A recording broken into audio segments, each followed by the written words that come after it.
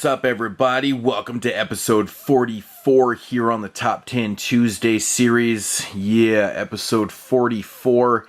And of course, this week we are talking about top 10 favorite Scream Factory releases.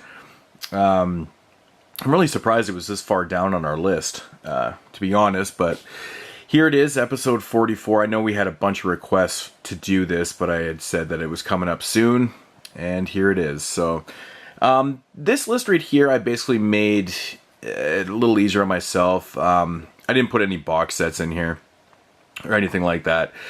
Basically what I did is I compiled a list of basically a top 10 list of the most watched Scream Factory releases that I have, which are ultimately, 10 of my favorite releases by Scream Factory. With the exception of the last two, I haven't watched them as much because they're relatively newer releases.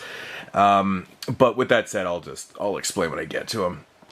In at number 10 is Ghost Town, which was just released a few weeks back. This one's in the top 10 because this is just such an awesome release by Scream Factory. It's a film that's never had a DVD release before. You could only get it on VHS, and it was getting very scarce, if that. So this is a really cool release by Scream Factory. Unfortunately, there's been a lot of backlash because this one did not contain any special features whatsoever. But that's okay with me. I mean, they really couldn't find much, on the film because it's pretty scarce. But I'm just happy to own the film, and happy that Scream Factory actually put this out and put it out in really good form too. The transfer's fantastic on this. It sounds great. So you can't really go wrong with this. But this is the type of releases that I love. Shit that's obscure and really hard to find. So, and that never had a release before. So that's why this is in the top 10. I've only watched this Blu-ray twice, but I really enjoyed the film. I think it's fantastic. But yeah, you can't go wrong with releases like this. Awesome release. Number 10, Ghost Town. Number 9 is Gunwoman. Man, this movie blew my fucking socks off. I know this one had a Region 2 release, I believe, last year. So Scream Factory got their hands on it and released it, which is awesome in Region 1. This movie's just fucking phenomenal. To me, it was a perfect 10 out of 10. I absolutely was just floored by this film. I thought it was just fantastic, really well executed, it's awesomely brutal, and just awesome. I can't say awesome enough about this film. It was just so great.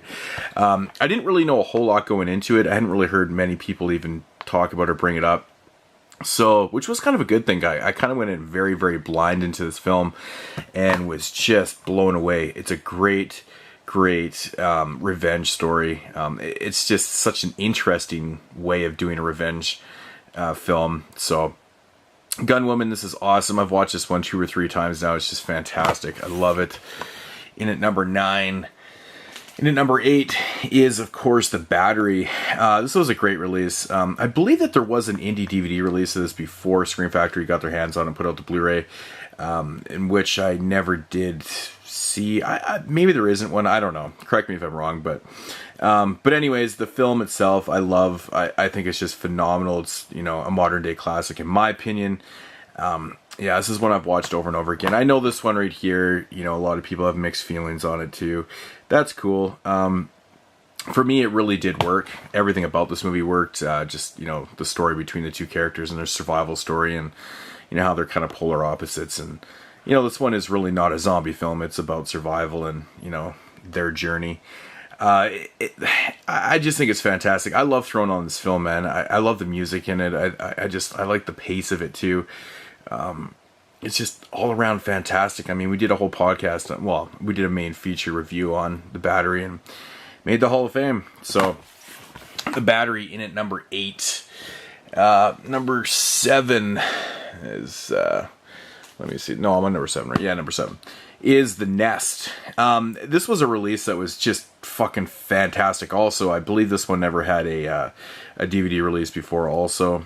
Not that I can think of anyways. But yeah, when they announced this, I was like, that's awesome. I love this film. Really great stuff. But again, another release that, Scream Factory should be proud about, because these are the type of releases that I'm always looking for. Shit that's a little more obscure and hasn't been released a million fucking times, before. So, but this is just a fun ass, killer cockroach film. you've never seen The Nest, check it out. It's awesome if you like your kind of creature features or bug films or whatever you want to call them. But yeah, just a fucking blast. The Nest. I've watched that one over and over again, late night, having way too many beers. It's just a fun film to throw on. And that is number 7. Number 6 is The Howling. The Howling is my favorite werewolf film of all time, and I can watch this movie over and over again. I love this release.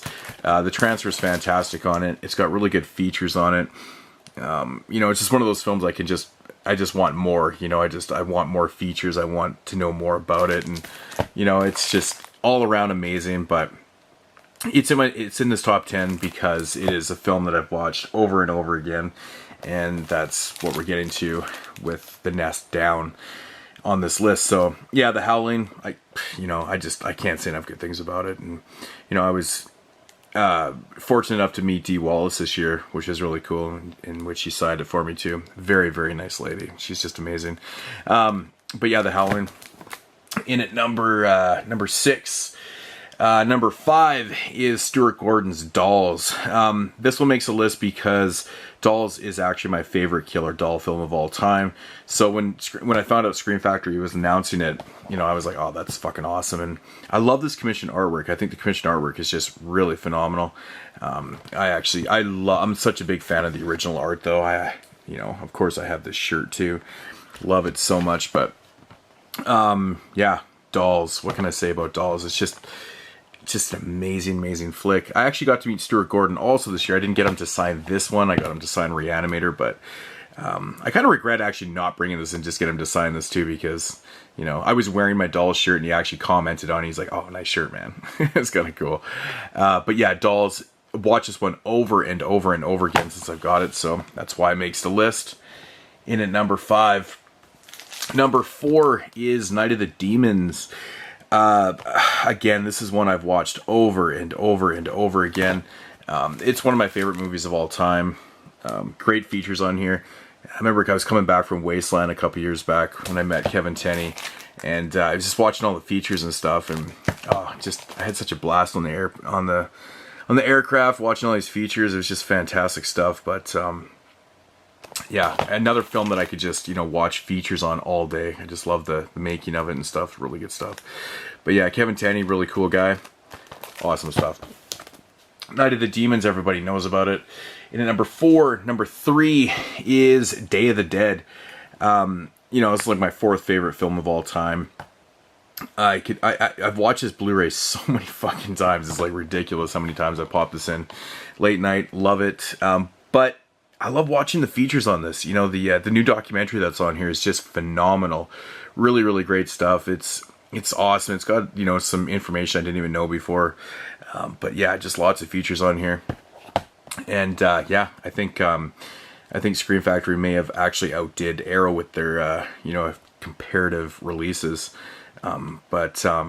Yeah, what can I say about Day of the Dead? Just fucking phenomenal. Of course, you guys have never seen this before. A bunch of people signed this one for me. Of course, Tom Savini, Joe Pilato, etc. Yeah, another one I just watch over and over again. Day of the Dead. I mean, it's Day of the Dead is classic. That was number 3. Number 2 is The Fog. John Carpenter's The Fog. Yeah, this is one I literally watch, like, it seems like I watch this movie like monthly, at least once.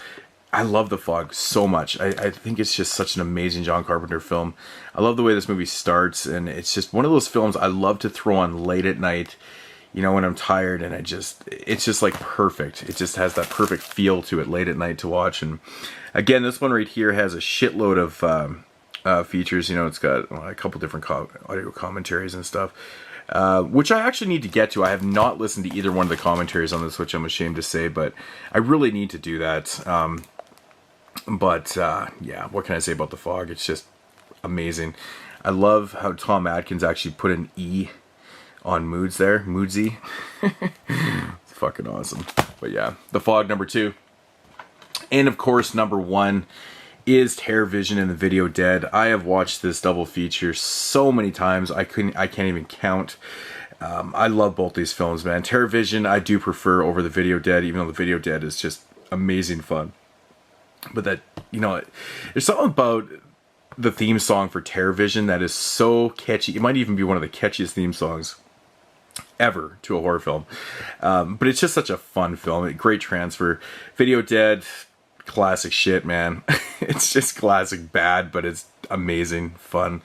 This is what these double features should be all about. These films like go together, great pairings, like, that are related to, each other. This one obviously being TV, but I've watched these things so many times. I watched all the features over and over again.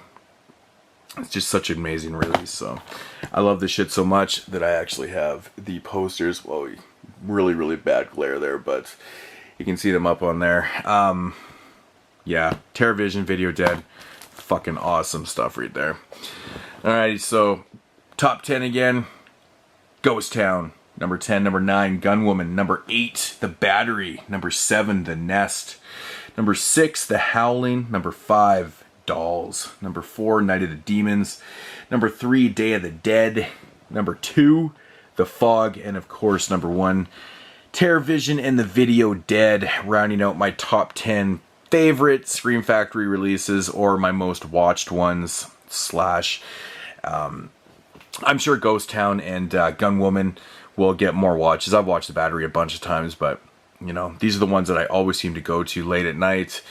If I just feel like popping in something that I've, don't really have to, well, not concentrate on, but something that I've seen many times and I don't have to put my full energy into. But you know what I mean? You know how it goes late at night. But that's going to do it for top 10 Scream Factory releases, my personal favorite ones. Make sure to sub everybody else that I do this series with. Leave all the links down below in the description box. So, head over and check out their videos, give them a sub. And yeah, I'll talk to you guys later. See you next week in week 45. And like I always say, peace out.